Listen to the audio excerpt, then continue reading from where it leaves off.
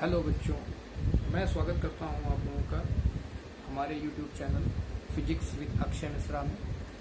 जैसा कि आप लोगों ने देखा होगा कि मेरे चैनल में स्टार्टिंग में मैंने कुछ 10 वीडियो करीब अपलोड किए थे। इसके बाद मैंने देखा कि ज़्यादा सब्सक्राइबर नहीं हुए, लेकिन अब मैंने अपने वीडियोस को और टेक्निकली मॉडिफाइड करके एक बार फिर से आगे के चैप्टर्स को उसी वे में आगे बढ़ाने का प्रयास करने जा रहा हूँ। तो उम्मीद है आपको मेरा ये प्रयास अच्छा लगेगा। और अब मैंने थोड़ा और टेक्निकली मॉडिफाइड कर दिया है। तो जैसा कि आप लोगों ने देखा है कि पहले मैं जो है अपने वीडियोस को पेजेस में लिख करके बनाता था, बट अब मैंने अपने वीडियोस को और अच्छा बनाने के लिए थोड़ा सा दिमाग लगा करके उसको टेक्निकली मॉडिफाइड किया हुआ है। तो सबसे पहले आप लोग मेरा चैनल जो है, जिसको आप लोगों को लाइक करना है एंड सब्सक्राइब करना है, और सब्सक्राइब करने के बाद बेल आइकॉन आप लोगों को दिखाई पड़ेगा। इस बेल आइकॉन में जाकर के आपको प्रेस करना है। तो मेरे चैनल में जाने के लिए आप लोग को simply #physics with Akshay Mishra type करना होगा यूट्यूब में, तो आपको मेरा चैनल दिखाई पड़ेगा। उसके बाद आप लोगों को सब्सक्राइब करके बेल आइकॉन के बटन को दबाना है, जिससे कि हमारे आगे आने वाली वीडियोस आप लोगों को मिलते रहें। तो जैसा कि आप लोग जानते हैं कि मैंने कूलॉम्स लॉ को पढ़ा दिया था, और कूलॉम्स लॉ को पढ़ाने के बाद मैंने उसके भी न्यूमेरिकल नहीं बताया। जल्दी ही मैं आप लोगों को उसके न्यूमेरिकल बताऊँगा, लेकिन आज मैं चूँकि ये पहला वीडियो बनाने जा रहा हूँ, इसलिए मैं थोड़ा थ्योरेटिकल आगे ही बढ़ाऊँगा थ्योरी के रूप में। जैसे कि इलेक्ट्रिक फील्ड की मैं बात करता हूँ, तो सबसे पहले कूलॉम्स लॉ के बाद जो नेक्स्ट चैप्टर आता है वो होता है इलेक्ट्रिक फील्ड का। तो हम लोग बात करेंगे कि इलेक्ट्रिक फील्ड क्या होता है। तो देखिए, जैसा कि आप लोग जानते हैं कि जो पॉजिटिव चार्ज होता है, पॉजिटिव चार्ज से इलेक्ट्रिक फील्ड लाइंस बाहर की तरफ मूव करती है,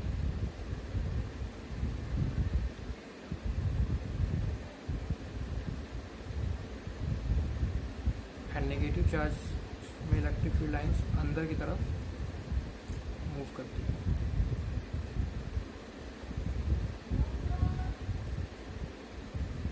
तो जैसा कि आप लोग जानते हैं कि पॉजिटिव चार्ज में इलेक्ट्रिक फील्ड लाइंस बाहर की तरफ और नेगेटिव चार्ज में इलेक्ट्रिक फील्ड लाइंस अंदर की तरफ मूव करती है।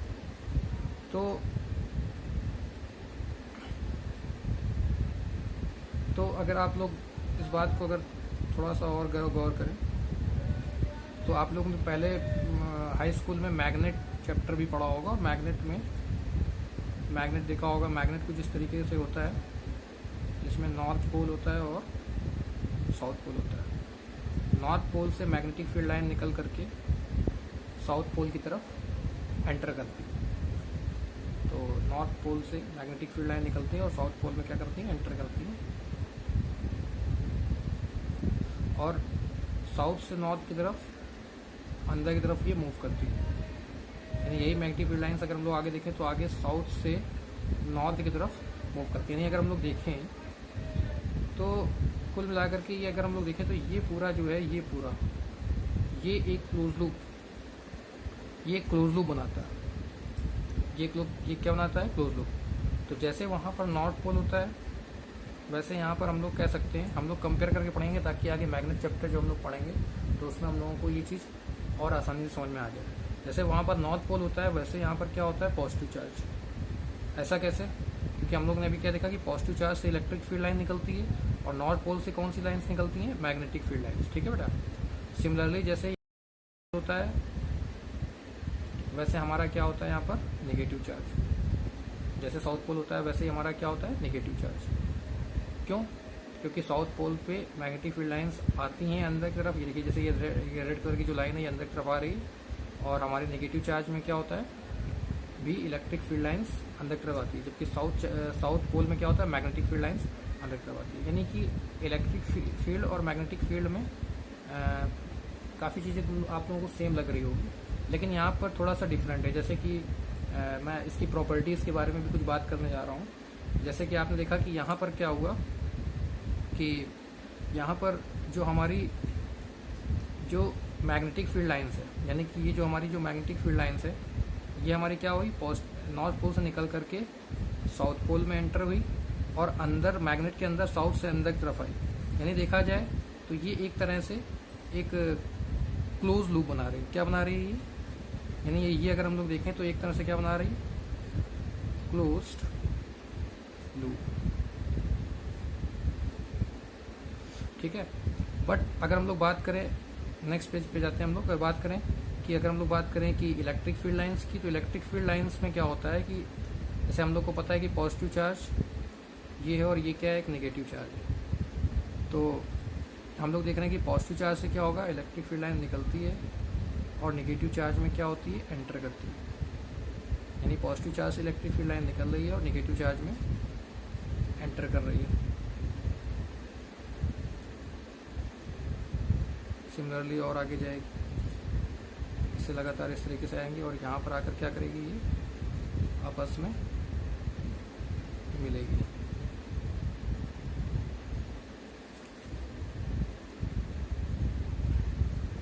अच्छा, एक चीज़ आपने देखा होगा कि ये जो है ये हमारी थोड़ा सा फिगर गड़बड़ बन गया, क्योंकि जो इलेक्ट्रिक फील्ड लाइन्स है वो कभी भी एक दूसरे को इंटरसेक्ट नहीं करती। ये आगे हम बात बताएंगे इसमें कि जैसे ये हमारा नेगेटिव चार्ज था, तो इलेक्ट्रिक फील्ड लाइंस जो हैं कभी भी एक दूसरे को इंटरसेक्ट नहीं करती। ये आगे हम प्रॉपर्टी बताएंगे इसके बारे में। तो ये पॉजिटिव चार्ज से इलेक्ट्रिक फील्ड लाइन निकल रही है और नेगेटिव चार्ज में एंटर कर रही है। लेकिन ये क्या वापस से नेगेटिव से पॉजिटिव तरफ जा रही है? क्या ये वापस से जा रही है? नहीं, ऐसा तो नहीं हो रहा है। क्या ये वापस से तो नहीं आ रही है नेगेटिव से पॉजिटिव, मतलब ऐसे निकल करके ऐसे तो नहीं जा रही है नेगेटिव से पॉजिटिव की तरफ। इसका मतलब ये हुआ कि ये हमारी क्लोज लूप बनाती है। जबकि अगर हम लोग बात करें मैग्नेट की बात करें, तो मैग्नेट में मैंने क्या बताया था आप लोगों को कि जैसे मैग्नेट में क्या होता है, नॉर्थ पोल होता है और साउथ पोल होता है। तो मैग्नेट में क्या होता है, नॉर्थ पोल से मैग्नेटिक फील्ड लाइन निकलती है और साउथ पोल में एंटर करती है। यानी यहाँ से ये निकल रही है, यहाँ से एंटर कर रही है और फिर वापस से अंदर साउथ से नॉर्थ की तरफ जाती है। सिमिलरली बच्चों हम लोग बात करें, यहाँ से भी ये निकलेगी और ये अंदर भी साउथ से नॉर्थ तरफ, यानी ये पूरा एक क्लोज लूप बना रही है। लेकिन यहाँ पर ये क्लोज लूप नहीं बनाती, क्योंकि पॉजिटिव से ये ओरिजिनेट हुई और नेगेटिव चार्ज पे जा करके ये एंड हो गई। तो कई बार बच्चों सीबीएसई एक बार क्वेश्चन सीबीएसई बोर्ड में नॉर्मली एग्जामिनर भी पूछ लेते हैं आपके प्रैक्टिकल एग्जाम में जो आते हैं कि why electric field lines do not form any close loop. तो इसका आंसर क्या होगा, since electric field lines originate from the positive charge and ends at the negative charge, while in the case of magnetic field lines comes out from the north pole and entered towards the south pole, and inside the magnet it moves from south to north pole. चलिए अब हम लोग आगे बात करते हैं, दूसरी property की बात करते हैं। इलेक्ट्रिक फील्ड लाइंस में कुछ और प्रॉपर्टीज हैं इसकी हम लोग बात करते हैं। जैसे हम लोग बात करते हैं दूसरी प्रॉपर्टी की, तो सेकेंड प्रॉपर्टी क्या है बच्चों इलेक्ट्रिक फील्ड लाइंस में, कि इलेक्ट्रिक फील्ड लाइंस जैसे कि आप लोग जानते हैं कि पॉजिटिव चार्ज है, मान लिया कि ये पॉजिटिव चार्ज है और ये मान लिया क्या है नेगेटिव चार्ज है। तो जैसे ये पॉजिटिव से नेगेटिव की तरफ ये इलेक्ट्रिक फील्ड लाइंस आ रही हैं, ठीक है, ये मान लिया कि पॉजिटिव से नेगेटिव तरफ जा रही है और कभी भी इलेक्ट्रिक फील्ड लाइंस इस तरीके से नहीं आएंगी। यानी कभी भी ये एक दूसरे को, आप लोग देख रहे हैं कि यहाँ पर इस पॉइंट पर ये इंटरसेक्ट नहीं करेगी। इंटरसेक्ट का मतलब एक दूसरे को देख रहे हैं आप यहाँ पे काट रही है। तो इलेक्ट्रिक फील्ड लाइंस कभी भी एक दूसरे को इंटरसेक्ट नहीं करती। ऐसा क्यों? ऐसा इसलिए क्योंकि मैं आपको कुछ चीज़ें और बताता हूँ कि कभी भी जैसे मान लिया कि कोई भी इलेक्ट्रिक फील्ड लाइंस है, तो इलेक्ट्रिक फील्ड लाइंस में कोई पॉइंट ले लें, तो उस पॉइंट जैसे हम लोग को इलेक्ट्रिक फील्ड लाइंस ये क्या है, इलेक्ट्रिक लाइंस ऑफ फोर्स है, इसको हम लोग बोलते हैं electric lines of force, that is electric lines of force. तो इलेक्ट्रिक लाइंस ऑफ फोर्स में क्या होता है कि इलेक्ट्रिक लाइंस ऑफ फोर्स में जैसे हम लोग को किसी इस लाइंस ऑफ फोर्स में कहीं पे भी निकालना है कि भाई इलेक्ट्रिक फील्ड की डायरेक्शन क्या है, तो हम लोग इलेक्ट्रिक फील्ड की डायरेक्शन कैसे निकालेंगे, तो हम लोग क्या करते हैं जिस पॉइंट निकाल, जैसे मान लीजिए एक पॉइंट ए है, यहाँ से हम लोगों को क्या करना है, इलेक्ट्रिक फील्ड की डायरेक्शन निकालना है। तो हम लोग क्या करते हैं, उस ए पॉइंट से हम लोग क्या करते हैं, एक टेंजेंट खींच देते हैं। तो जो टेंजेंट की जो डायरेक्शन होती है वही उस पॉइंट पर इलेक्ट्रिक फील्ड की डायरेक्शन को बताता है। जैसे हम लोग एक दूसरा पॉइंट ले लें, इसी में मान लिया कि ये यहाँ पर क्या है, ये तुम्हारा इसी लाइन में ये बी पॉइंट है, तो हम लोग क्या करेंगे, यहाँ से टेंजेंट खींचेंगे। तो ये टेंजेंट जिस डायरेक्शन में जाएगा वही हमारा क्या होगा, इलेक्ट्रिक फील्ड की डायरेक्शन होगी उस पॉइंट पर। तो क्लियर हो गया होगा आपको। यानी हम लोग कह सकते हैं, इससे एक चीज़ कह सकते हैं कि सिंगल पॉइंट पर, कौन सिंगल पॉइंट पे, इलेक्ट्रिक लाइन्स ऑफ फोर्स के सिंगल पॉइंट, यानी किसी एक पॉइंट पर अगर हम लोग को इलेक्ट्रिक फील्ड डायरेक्शन निकालनी है तो हम लोग उस पॉइंट से क्या करते हैं, टेंजेंट को खींच देते हैं। यानी सिंगल पॉइंट पर एक डायरेक्शन होती है, यानी वन पॉइंट वन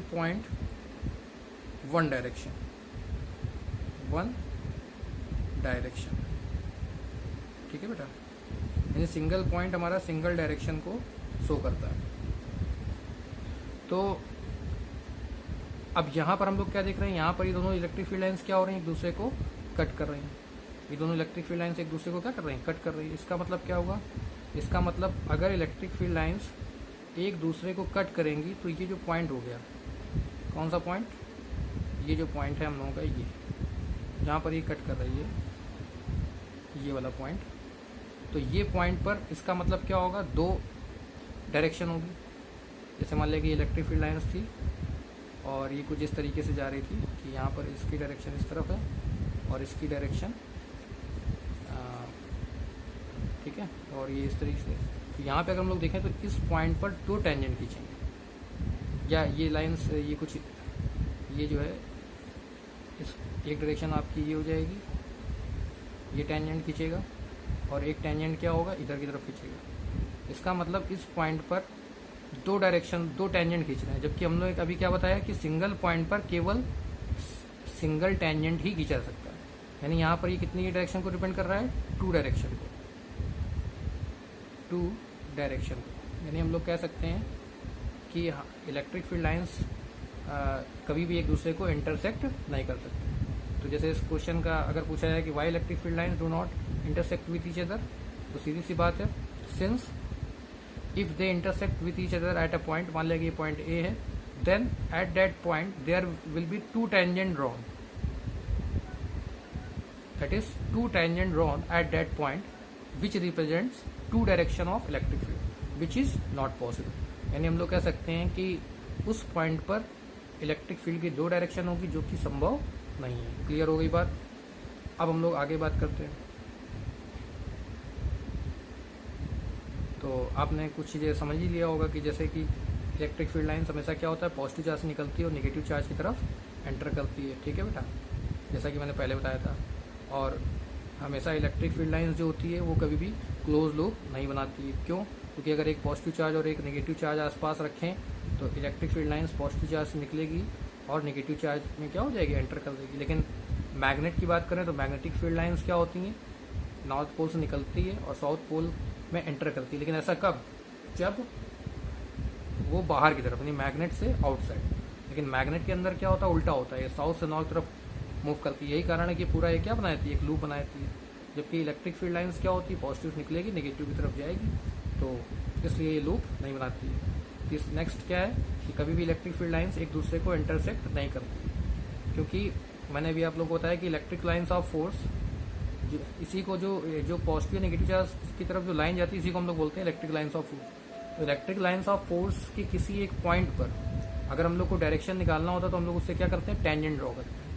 तो हम लोग को पता है कि टेंजेंट केवल एक पॉइंट पर एक ही खींचा जा सकता है, यानी हम लोग कह सकते हैं कि उस पॉइंट पर उसकी केवल एक सिंगल डायरेक्शन होगी। सिमिलरली बी पॉइंट पर क्या होगी, एक सिंगल डायरेक्शन होगी। तो हम लोग कह सकते हैं कि एक पॉइंट एक ही डायरेक्शन को शो करेगा। तो अगर ये दोनों अगर मान लिया कि सपोज दैट कि दो लाइंस एक दूसरे को इंटरसेक्ट कर रही हैं तो उस पॉइंट पर दो टेंजेंट ड्रॉन होंगे, जो कि पॉसिबल नहीं है। और क्यों नहीं पॉसिबल है, क्योंकि उस पॉइंट पे टू टेंजेंट ड्रॉन होने का मतलब टू डायरेक्शन हो जाएगी। और अगर दो डायरेक्शन हो जाएगी, मतलब अगर दो डायरेक्शन होती है इसका मतलब कि ऐसा तो संभव नहीं, क्योंकि एक पॉइंट पर एक ही डायरेक्शन हो सकती है। अब हम लोग नेक्स्ट बात करेंगे इलेक्ट्रिक फील्ड स्ट्रेंथ की। Electric field strength.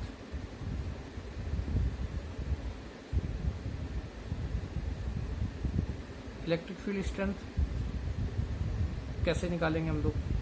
जैसे सबसे पहले हम लोग बात करते हैं टेस्ट चार्ज की। तो टेस्ट चार्ज क्या होता है? हो सकता है मैंने पहले की वीडियो में बताया हो, लेकिन मैं एक बार फिर से बता देता हूँ। ये यूनिट पॉजिटिव कह सकते हैं, यूनिट पॉजिटिव टेस्ट चार्ज, मतलब इसकी वैल्यू लमसम क्या होती है, अप्रॉक्सीमेट इक्वल टू 1 होती है। या ये चार्ज कह सकते हैं बहुत छोटा होता है। ये चार्ज बहुत छोटा है इसलिए लिया जाता है ताकि ये चार्ज को अगर हम कहीं रखें तो अगर उसके आसपास कोई दूसरे चार्ज रखे हो तो उस पर कोई भी इफेक्ट ना डाले। जैसे फॉर एग्जांपल मैं आप लोगों को बताता, जैसे मान लिया सपोज दैट कि ये एक चार्ज है Q1, ठीक है, और ये एक चार्ज क्या है Q2। तो बनी बात है, ये जो चार्ज Q2 है ये Q1 चार्ज पर फोर्स लगाएगा। अगर ये सेम चार्ज है पॉजिटिव और ये भी पॉजिटिव है तो ये इसको क्या कर देगा, रिपेल करेगा, ये इसको दूर भगा देगा। सिमिलरली Q1 चार्ज भी Q2 पे फोर्स लगाएगा जो कि इधर आ जाएगा। यानी जब हम लोग किसी एक चार्ज के पास किसी दूसरे चार्ज को रखते हैं, सपोज दैट ये तो जैसे पॉजिटिव, तो ये इसको क्या करेगा, रिपेल करेगा। बट अगर यही चार्ज क्या होता है, ये Q1 है और ये मान लिया क्या होता है Q2 है, और Q2 चार्ज को जब Q1 के पास मान लिया कि अब ये नेगेटिव चार्ज है और ये पॉजिटिव है, तो फिर ये इसको क्या करेगा, अपनी तरफ अट्रैक्ट करेगा।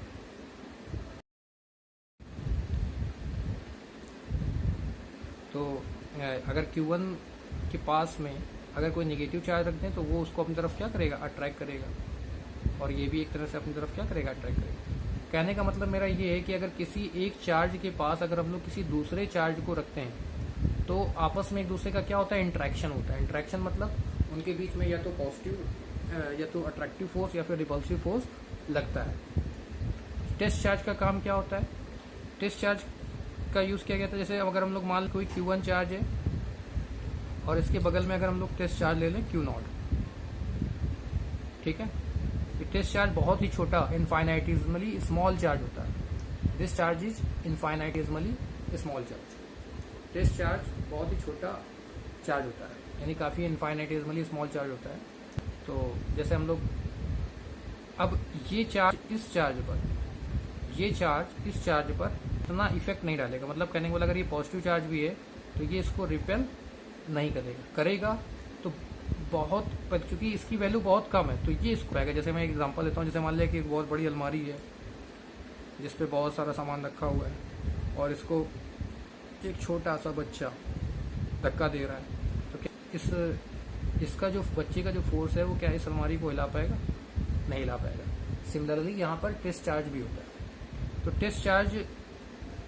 टेस्ट चार्ज का इंट्रैक्शन इस चार्ज से इतना नहीं हो पाता क्योंकि इसके कंपेयर में इस टेस्ट चार्ज की वैल्यू बहुत कम होती है। अब बात ये कि टेस्ट चार्ज क्यों यूज़ किया गया या इसका क्या है, तो देखो बेटा, जैसे हम लोग बात करते हैं टेस्ट चार्ज, तो टेस्ट चार्ज में सबसे पहले हम लोग बात करते हैं टेस्ट चार्ज की। तो टेस्ट चार्ज में का काम होता है जैसे इलेक्ट्रिक फील्ड स्ट्रेंथ निकालना है, जो कि हम लोग का अगला टॉपिक है। तो जैसे मान लिया सपोज दैट ये पॉजिटिव चार्ज है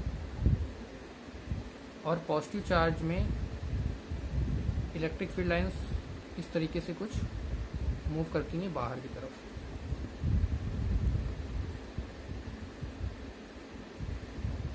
पॉजिटिव चार्ज में इलेक्ट्रिक फील्ड लाइंस कुछ इस तरीके से मूव करती है बाहर की तरफ। अब यहाँ पर इलेक्ट्रिक फील्ड्स की बात आ रही है तो मैं थोड़ा सा और बताना चाहूँगा कि जो इलेक्ट्रिक फील्ड के जो टाइप होते हैं, अगर हम लोग बात करें इलेक्ट्रिक फील्ड के टाइप की, इलेक्ट्रिक फील्ड के अगर हम लोग बात करें टाइप की, यानी टाइप की बात करें तो वो दो तरीके होगी। पहली होगी यूनिफॉर्म और दूसरी होगी यूनिफॉर्म, ये UNI लिखा हुआ है, और दूसरी होगी non uniform, that is non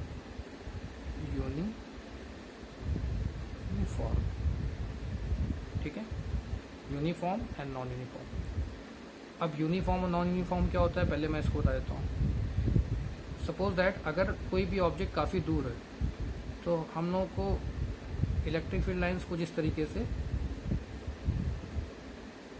अगर इस तरीके से हों, कुछ इस तरीके से दिख रही हों, यानी कहने का मतलब हम लोग कह सकते हैं कि इनके बीच की जो डिस्टेंस है, मतलब ये,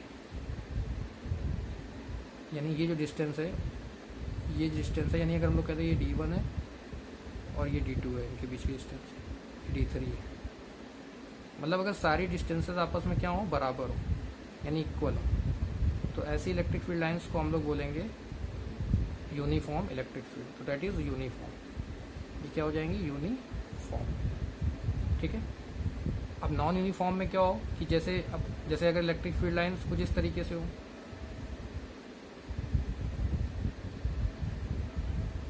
ठीक है, तो जैसे हम लोग इसी की बात करें तो यहाँ पर अगर हम लोग देखें तो यहाँ पर डिस्टेंस क्या है, मान लिया हमने D1 है, और यहाँ पे अगर हम लोग देखें तो ये कितनी है, D2 है। मतलब है इलेक्ट्रिक फील्ड लाइन। यहाँ पे क्या होगा, हर जगह ये D1 क्या होगा, बिल्कुल सेम होगी, और D2 भी सेम होगी। मतलब हर इलेक्ट्रिक फील्ड लाइन्स के बीच की डिस्टेंस बिल्कुल सेम है। बट यहाँ पर क्या है, हम लोग देख रहे हैं कि यहाँ पर ये D1 की वैल्यू क्या है, कम है, यानी D1 जो है हमारा वो कम है किससे, D2 से, यानी कि हमारी जो डिस्टेंस जो D2 है वो D1 से बड़ी है। तो ऐसी इलेक्ट्रिक फील्ड लाइंस को हम लोग क्या बोलते हैं, नॉन यूनिफॉर्म। यानी ये हमारी जो हो जाएंगी वो कैसी हो जाएगी, नॉन यूनिफॉर्म। क्लियर हो गया होगा आप लोगों को। नॉन यूनिफॉर्म का मतलब क्या होगा, ये हो गया। अच्छा, एक चीज़ और ध्यान रखिए, मैं और एक प्रॉपर्टी को बताता हूँ कि जैसे मान लिया कि बात करें पॉजिटिव चार्ज की, तो पॉजिटिव चार्ज में अगर इस तरीके से इलेक्ट्रिक फील्ड लाइंस जाती हैं तो यहाँ पर क्या है, यहाँ पर इलेक्ट्रिक फील्ड लाइंस की डिस्टेंस के बीच की डिस्टेंस कम है, यहाँ पर क्या है, ज़्यादा है, यहाँ पर और ज़्यादा है। तो जैसे हम लोग कहते हैं कि D1 की डिस्टेंस है, ये मान लिया D2 है, और ये मान लिया कितनी है, ये मान लिया हमारी D3 है। ठीक है। तो हम लोग ये देख रहे हैं कि जो D1 डिस्टेंस है वो क्या है, सबसे कम है, D2 से भी कम है, और D3 की वैल्यू, D3 जो डिस्टेंस है वो सबसे ज़्यादा है। तो D3 की जो वैल्यू है वो क्या है, सबसे ज़्यादा है।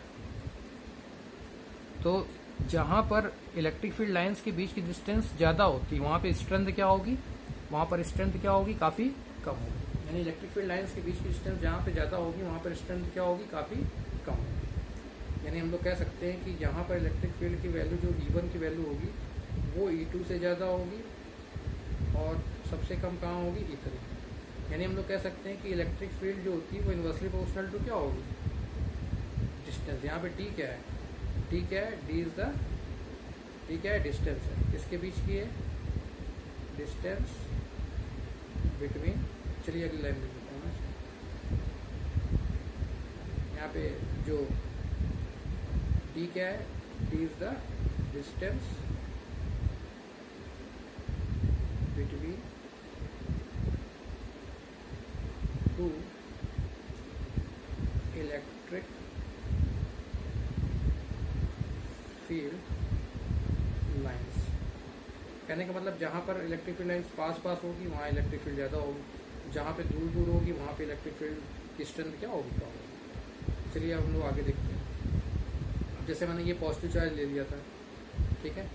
अब हमको निकालना है कि भाई ये पॉइंट कोई A है, यहाँ पर स्ट्रेंथ क्या होगी। यहाँ पर एक पॉइंट A है, ये चार्ज मान लिया कितना है, Q है। अब यहाँ पर एक पॉइंट A है, यहाँ पर स्ट्रेंथ क्या होगी। तो फिर हम लोग क्या करेंगे, अब हम लोग क्या करेंगे, तो हम लोग क्या करते हैं, यहाँ पर एक टेस्ट चार्ज लेकर के आते हैं, या यहाँ पर हम लोग कह सकते हैं कि एक टेस्ट चार्ज रख देते हैं Q0। टेस्ट चार्ज क्यों रखा, टेस्ट चार्ज इसलिए रखते हैं ताकि इस टेस्ट चार्ज का इफेक्ट इस चार्ज पर ना पड़े, क्योंकि अगर इस टेस्ट चार्ज का इफेक्ट इस पर पड़ेगा तो हम लोगों को स्ट्रेंथ नहीं पता हो पाएगी। क्यों, क्योंकि ये जो टेस्ट चार्ज है वो इसको क्या कर देगा, रिपेल कर देगा, ये दूर भाग जाएगा। यानी ये जो चार्ज Q है ये दूर कहीं आ जाएगा, यहाँ से यहाँ पर आ जाएगा। तो जो टेस्ट चार्ज की जो बीच की डिस्टेंस हो जाएगी इस चार्ज से वो क्या हो जाएगी, बढ़ जाएगी। जब डिस्टेंस बढ़ जाएगी तो हम लोगों को यहाँ पर पता ही नहीं चल पाएगा कि इसकी स्ट्रेंथ कितनी है। ठीक है। अच्छा, स्ट्रेंथ हम लोग कैसे निकालते हैं, तो उसके पहले हम लोग थोड़ा सा और देख लेते हैं, एक और प्रॉपर्टी की बात कर लेते हैं। देखिए, जैसे मान लिया कि सपोज दैट ये इलेक्ट्रिक फील्ड लाइंस है, तो अगर इलेक्ट्रिक फील्ड लाइंस में कोई एक पॉजिटिव चार्ज हम लोग रखते हैं, तो ध्यान रखिएगा, इलेक्ट्रिक फील्ड लाइंस में पॉजिटिव चार्ज रखने पर इस पर एक फोर्स लगता है जो कि कितना होता है, F = QE। मान लिया कि ये चार्ज कितना है, Q है, और मान लिया कि जो इलेक्ट्रिक फील्ड है इसकी वैल्यू कितनी है, E है, क्योंकि यूनिफॉर्म है तो एक समान होगी। तो जो फोर्स की जो वैल्यू होगी पॉजिटिव चार्ज पे वो क्या होगी, F = QE, और इसकी डायरेक्शन क्या होगी, उसी इलेक्ट्रिक फील्ड की डायरेक्शन में होगी। लेकिन अगर हम लोग बात करें निगेटिव चार्ज की, मान लिया कि चार्ज कितना है, माइनस का Q है, तो इसको अगर हम इलेक्ट्रिक फील्ड में रख देंगे तो इस पर फोर्स कितना लगेगा, F बराबर QE तो लगेगा बेटा, लेकिन इसकी डायरेक्शन क्या हो जाएगी, अपोजिट डायरेक्शन हो जाएगी। अपोजिट डायरेक्शन का मतलब अगर किसी नेगेटिव चार्ज, तो इससे क्या समझ में आया कि अगर किसी पॉजिटिव चार्ज को अगर हम लोग इलेक्ट्रिक फील्ड में रखते हैं तो उस पर एक फोर्स लगता है F इज टू QE, और इसकी जो डायरेक्शन होती है वो क्या होती है, in the direction of electric field, यानी कि फोर्स की डायरेक्शन क्या होगी, फोर्स की वही डायरेक्शन होगी जो इलेक्ट्रिक फील्ड की डायरेक्शन होगी, यानी दोनों की डायरेक्शन क्या हो रही है, सेम हो रही है, ठीक है, यानी दोनों की डायरेक्शन क्या हो रही है, सेम हो रही है। बट अगर हम लोग बात करें, अगर यहीं पे क्या होगा, नेगेटिव चार्ज रखा हो, ये चार्ज, तो ये तो पॉजिटिव चार्ज की बात कर रहे हैं हम लोग, ठीक है, ये पॉजिटिव की है, और अगर हम लोग बात करें नेगेटिव चार्ज की, तो नेगेटिव चार्ज को जो हम लोग इलेक्ट्रिक फील्ड में रखते हैं, जैसे हमने ये रखा है, तो इस पर भी फोर्स कितना लगता है, F इज टू QE। वैसे तो यहाँ पे चार्ज की वैल्यू माइनस रख सकते हैं, लेकिन फोर्स एक वेक्टर क्वांटिटी है, और वेक्टर क्वांटिटी में अभी भी हम लोग नेगेटिव चार्ज नहीं लेते, क्योंकि वेक्टर क्वांटिटी में नेगेटिव साइन क्या डिपेंड करता है, वेक्टर साइन क्वांटिटी में नेगेटिव साइन डिपेंड करता है हमारी डायरेक्शन, ठीक है। तो यही कारण है कि नेगेटिव साइन यहाँ पर वो डिपेंड करेगा इसकी डायरेक्शन, तो डायरेक्शन कैसी होगी, अपोजिट, यानी हम लोग कह सकते हैं इस केस में जो फोर्स की जो डायरेक्शन होगी वो इलेक्ट्रिक फील्ड की डायरेक्शन के क्या होगी, जस्ट अपोजिट हो जाएगी। या ऐसे हम लोग लिख सकते हैं कि जो हमारी जो इलेक्ट्रिक फील्ड की डायरेक्शन जैसे ये है, तो फोर्स की डायरेक्शन क्या हो जाएगी, अब इसके अपोजिट है। तो कुल मिलाकर के यहाँ से हम लोग क्या समझे कि अगर पॉजिटिव चार्ज को इलेक्ट्रिक फील्ड में रखते हैं तो हमारी फोर्स की डायरेक्शन, अब तो हमारा एक फोर्स लगता है जिसको हम लोग बोलते हैं F इज टू QE, और F इज टू QE जो होता है फोर्स, वो उसी डायरेक्शन में होता है जिस डायरेक्शन में इलेक्ट्रिक फील्ड होती है। नेगेटिव चार्ज की अगर हम लोग बात करें, नेगेटिव चार्ज में भी फोर्स कितना लगता है, F is to QE, but negative charge में ये फोर्स इलेक्ट्रिक फील्ड के जस्ट अपोजिट डायरेक्शन में होता है। चलिए हम लोग आगे बात करते हैं। तो जैसा कि आप लोग देख रहे हैं कि ये जो Q नॉट है, Q नॉट को जब हम लोग यहाँ पर ये पॉइंट पे रखते हैं इसकी इलेक्ट्रिक फील्ड स्ट्रेंथ निकालने के लिए, तो ये क्या करेगा, ये इसको रिपेल करेगा, किसको, चार्ज को। लेकिन क्या ये Q नॉट इस चार्ज को रिपेल कर पाएगा, नहीं, क्योंकि इसकी वैल्यू इस Q की वैल्यू से क्या होती है, बहुत कम, क्योंकि मैं बताया था ना कि अभी टेस्ट चार्ज क्या होता है, बहुत ही स्मॉल होता है, यानी इनफाइनाइटेसिमली स्मॉल होता है। जैसे कि एक अलमारी, बड़ी सी अलमारी को जो कि पूरी भरी हुई है, उसको एक बच्चा धक्का दे तो वो उसको हिला नहीं पाएगा। उसी तरीके से ये जो टेस्ट चार्ज होता है, ये जो चार्ज हो गया, यानी हम लोग कह सकते हैं ये जो चार्ज हो गया हमारा, ये जो हमारा चार्ज हो गया, ये एक बड़ी सी अलमारी है, और ये टेस्ट चार्ज है, ये एक छोटा सा बच्चा है जो कि इसको बिल्कुल भी हिला नहीं पाएगा। तो अब हम लोग क्या करते हैं, अब हम लोग देखेंगे कि ये जो Q नॉट चार्ज यहाँ पे रखा है, तो ये Q नॉट चार्ज इस चार्ज की इलेक्ट्रिक फील्ड में रखा है। देखिए आप लोग, ये Q नॉट चार्ज इस चार्ज की इलेक्ट्रिक फील्ड में रखा है, तो बनी बात है इस पर क्या होगा, एक फोर्स लग रहा होगा, कहाँ लगेगा, इलेक्ट्रिक फील्ड की डायरेक्शन में। क्यों लगेगा इलेक्ट्रिक फील्ड की डायरेक्शन में, क्योंकि ये जो टेस्ट चार्ज है कैसा है, पॉजिटिव है, भाई ये जो Q नॉट चार्ज है कैसा है, पॉजिटिव। चलिए हम थोड़ा सा और अच्छे से फिगर बना के दिखाते हैं आपको कि जैसे मान लिया सपोज दैट कि ये हमारा पॉजिटिव चार्ज है और ये हमारी क्या है, इलेक्ट्रिक फील्ड लाइन्स है, ठीक है, ये हमारी क्या है, इलेक्ट्रिक फील्ड लाइन्स है जो कि बाहर की तरफ जा रही है, ठीक है, कुछ इस तरीके से। अब हमने क्या किया, एक Q नॉट चार्ज को, जैसे हम लोग को A पॉइंट है कोई, ये A पॉइंट है, यहाँ पे स्ट्रेन निकालना है, तो हमने क्या किया, एक Q नॉट चार्ज को यहाँ पर ला के रख दिया। अच्छा, ये चार्ज मान लिया कितना है, ये भी Q है, तो अब ये चार्ज तो इस पर इसको दूर तो भगा नहीं पाएगा, ठीक है, ये तो इसको दूर नहीं भगा पाएगा। तो अगर ये इसको दूर नहीं भगा पाएगा तो इस चार्ज के कारण तो इस पर फोर्स लगेगा, तो वही फोर्स हमारा जो लगता है वही होता है F इज टू QE। लेकिन यहाँ पर जो चार्ज है वो कितना है, यहाँ पर जो चार्ज है वो कितना है, Q नॉट है, तो ये कितना हो जाएगा, F is to Q naught E, यानी कि इस पे जो फोर्स लग रहा होगा वो कितना लग रहा होगा, F is to Q naught E। और ये फोर्स कहाँ लग रहा होगा, ये फोर्स लग रहा होगा आपका इलेक्ट्रिक फील्ड की डायरेक्शन में, यानी ये इस चार्ज को कहाँ फेंक रहा होगा, बाहर की तरफ। क्यों, क्योंकि ये पॉजिटिव चार्ज है, ये पॉजिटिव चार्ज है, तो ये क्या करेगा, रिपेल। तो ये जो फोर्स आ रहा है इस पर, ठीक है, ये कितना होगा, F is to Q naught E। तो अगर हम लोग यहाँ से इलेक्ट्रिक फील्ड की वैल्यू निकालें, that is electric field strength, तो कितना हो जाएगा, F upon Q naught, F upon Q naught. ठीक है, एफ अपॉन क्यू नॉट का मतलब क्या है?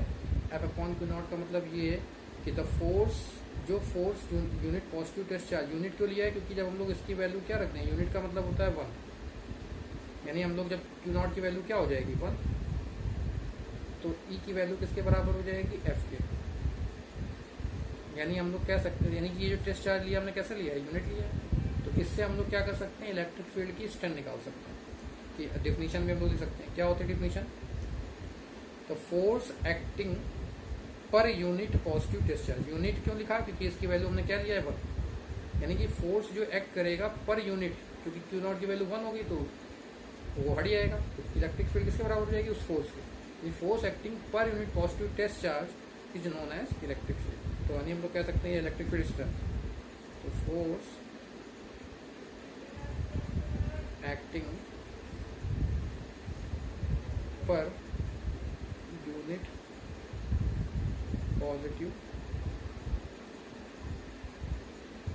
Test charge is known as electric field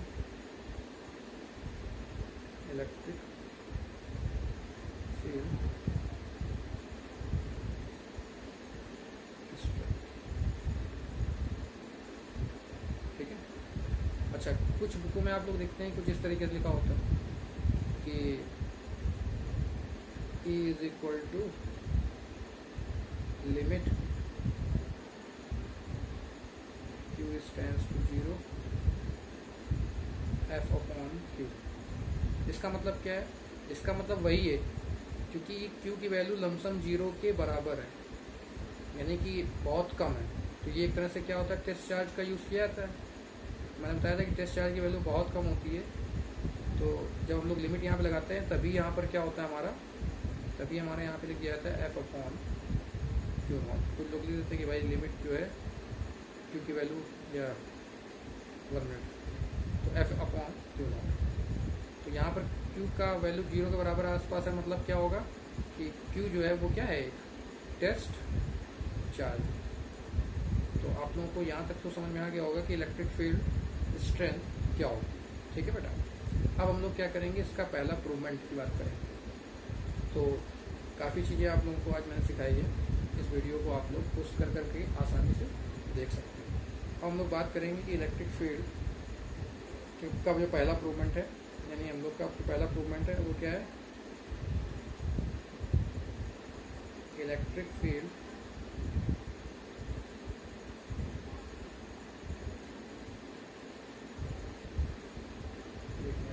साफ लिख देता हूँ।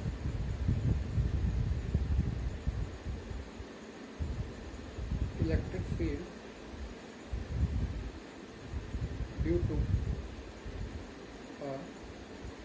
Point charge. Electric field due to a point charge क्या होता है ये? देखिए, हमने मान लिया कि सपोज दैट ये क्या है? कोई चार्ज है जो कि Q है, और इसकी वैल्यू Q है, और इससे R डिस्टेंस पर कोई एक पॉइंट P है जहाँ पर हमें क्या करना है? इलेक्ट्रिक फील्ड को निकालना है। तो हमने बताया था कि कहीं पर भी अगर हम लोग को इलेक्ट्रिक फील्ड की स्ट्रेंथ या इलेक्ट्रिक फील्ड निकालना होता है तो वहाँ पर हम लोग क्या करते हैं? टेस्ट चार्ज रख देते हैं। तो हमने मान लिया कि यहाँ पर एक टेस्ट चार्ज P पॉइंट पर क्या रख दिया? Q not. ठीक है। तो ये जो Q नॉट है वो Q से कितनी डिस्टेंस पर है? R डिस्टेंस पर। तो देखिए, ये चार्ज हो गया, एक ही चार्ज हो गया। तो कूलाम्स लॉ में मैंने आप लोगों को फोर्स बताया था। कूलाम्स फोर्स कब लगता है? कूलाम्स फोर्स कब लगता है? तो जो इस पर फोर्स लगेगा वो कितना लगेगा? कूलाम्स फोर्स जो कितना होता है? F is equal to 1/4πε0 Q1 Q2 upon R square. तो यहाँ पर देखिए Q1 की वैल्यू कितनी है? Q है, और Q2 वैल्यू कितनी है? Q नॉट, यानी Q naught upon R square. Why R square? क्योंकि इनके बीच की डिस्टेंस कितनी है? R। When any two charges placed at a certain distance that is R, then the force between them is known as Coulomb's force. और ये attractive repulsive दोनों हो सकता है। ये डिपेंड किस पे करेगा? चार्ज पे। ये मैंने अपने वीडियोस पे पहले ही बता दिया है। ठीक है। तो अब हम लोग को ये क्या पता चल गया? ये फोर्स पता चल गया। तो अब हम लोग को क्या निकालना है? Electric field strength. तो वी नो दैट, अभी हम लोगों ने निकाला है, वी नो दैट क्या हम लोग को पता है कि E इज इक्वल टू कितना होता है, F अपॉन क्यू नॉट। तो ये जो F की वैल्यू है वो हम लोग क्या करेंगे, यहाँ पर रखेंगे, तो कितना हो जाएगा 1/4πε0 Q naught upon R square upon Q naught. ठीक है, ये 4 पाई है, दैट इज 4 पाई। इसको मैं साफ कर देता हूँ, सही से लिख देता हूँ, 1/4 पाई एप्सिलॉन। तो हम लोग देख रहे हैं यहाँ से क्यू नॉट से ये क्यू नॉट ऊपर वाला क्या हो जाएगा, कट जाएगा। यानी अगर हम लोग देखें तो हमारी जो इलेक्ट्रिक फील्ड की जो वैल्यू आ रही है वो कितनी आ रही है, 1/4 pi epsilon naught Q upon R square, Q upon R square. यानी हम लोग अगर देखेंगे तो हमारा ये क्या आ गया, ये हमारा इक्विपमेंट आ गया। यानी कि electric field due to a point charge, किसी भी चार्ज के कारण हमें किसी पॉइंट पर इलेक्ट्रिक फील्ड निकालना होता है तो सबसे पहले हम लोग क्या करते हैं, उस पॉइंट पर टेस्ट चार्ज रख देते हैं। जैसे पॉइंट पी पर मैंने क्या रखा है, टेस्ट चार्ज, और इसको पॉइंट मान लेना ओ पॉइंट पर ये चार्ज रखा था और पी पॉइंट पर मैंने टेस्ट चार्ज रख दिया। फिर इन दोनों के बीच में फोर्स लगेगा, because according to Coulomb's law, when two charges are placed at a certain distance then there be a force known as Coulomb force, that is F is equal to 1/4 pi epsilon naught Q naught upon R square. और हम लोग को अभी हम लोग prove कर चुके हैं कि इलेक्ट्रिक फील्ड स्ट्रेंथ कैसे निकालते हैं, E is equal to F upon Q naught. तो F की वैल्यू हम लोग निकाल ही चुके हैं, ये इसको उठा करके मैंने यहाँ पुट कर दिया। तो जब मैंने इसको यहाँ पुट कर दिया तो हमारी ये वैल्यू आ गई, और अपॉन में क्यू नॉट है ये भी रख दिया, ये कट गया, कैंसिल आउट हो गया। तो हमारा ये जो है ये हमारा क्या हो गया, इलेक्ट्रिक फील्ड की वैल्यू आ गई। अब आपको ये ध्यान रखना है कि आगे जो हमारा अगला वीडियो जो अपलोड होगा उसमें इस फॉर्मूले को हमेशा याद रखना है। यानी क्या, E की value E is equal to क्या होता है, 1/4 पाई। इसको शॉर्ट फॉर्म में हम लोग K भी लिख देते हैं, क्योंकि आपको मैं बता ही चुका हूँ कूलॉम्स फोर्स में कि K की वैल्यू ही होती है फॉर एयर और वैक्यूम के लिए। ये ऐसे रखते हैं ताकि हम लोग जैसे न्यूमेरिकल वगैरह में हम लोग क्या करते हैं, शॉर्ट करने के लिए इसको K की तरह यूज़ कर लेते हैं, बाद में इसकी वैल्यू रख देते हैं, जिससे हम लोग को बार बार ये चीज़ लिखना नहीं पड़ता है, लास्ट में K की वैल्यू मतलब कम लिखना पड़ता है और हमारे समय की भी थोड़ी बहुत बचत है। तो उम्मीद है आपको ये वीडियो पसंद आया होगा, और मैं और अच्छे से ये, चूँकि पहला वीडियो है मेरा, एक मैंने थोड़ा सा मॉडिफाई किया अपने वीडियो में। अब जो हमारा अगला वीडियो आएगा वो और अच्छा मैं बनाने की कोशिश करूँगा। Thank you. और कृपया आप लोग मेरी एक चीज़ ध्यान रखिएगा कि आप लोग मेरे चैनल्स को लाइक और सब्सक्राइब करना बिल्कुल ना भूलिएगा, क्योंकि आप जितने सब्सक्राइब करेंगे, जितना लाइक होगा, उतना ही मैं भी उससे मोटिवेट हूँ और मैं और अच्छे से अच्छे वीडियो जो है बनाऊँगा, ताकि मुझे भी अच्छा लगेगा वीडियो बनाने में। थैंक यू, धन्यवाद।